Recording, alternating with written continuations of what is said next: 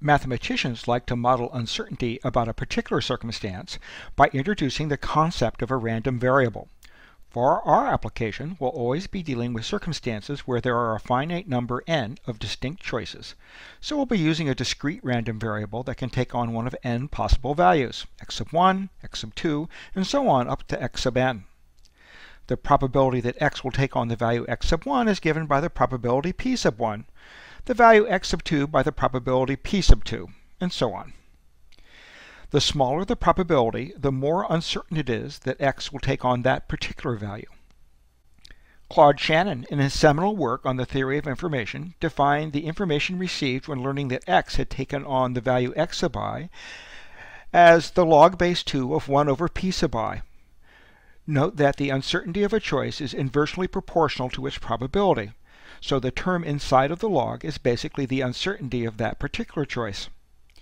We use the log base 2 to measure the magnitude of the uncertainty in bits, where a bit is a quantity that can take on the value 0 or 1.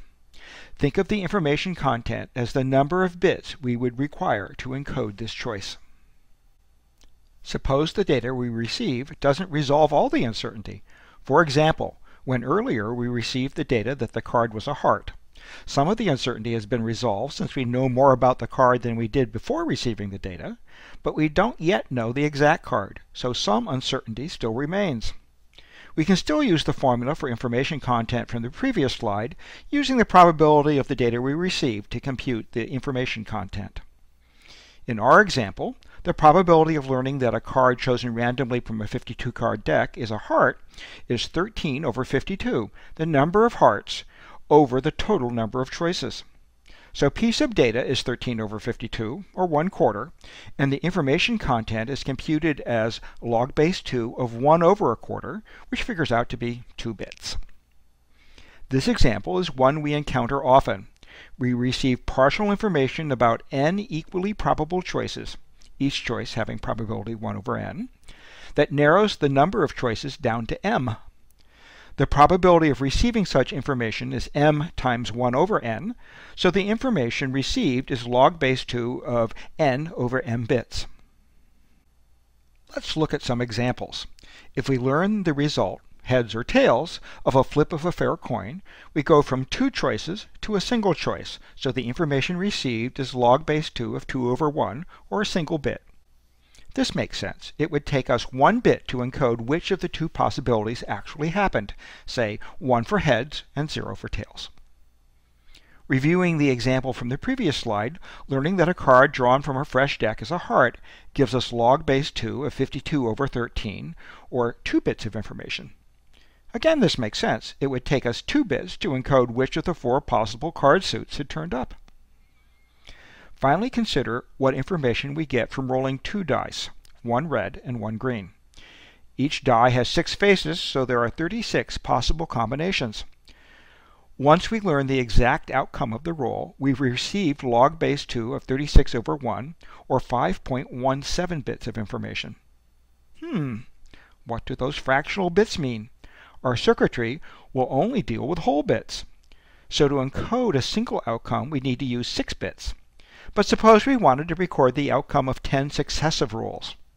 At 6 bits per roll, we would need a total of 60 bits. What this formula is telling us is that we need not 60 bits, but only 52 bits to unambiguously encode the results. Whether we can come up with an encoding that achieves this lower bound is an interesting question which we will take up later in this chapter. To wrap up, let's return to our initial example.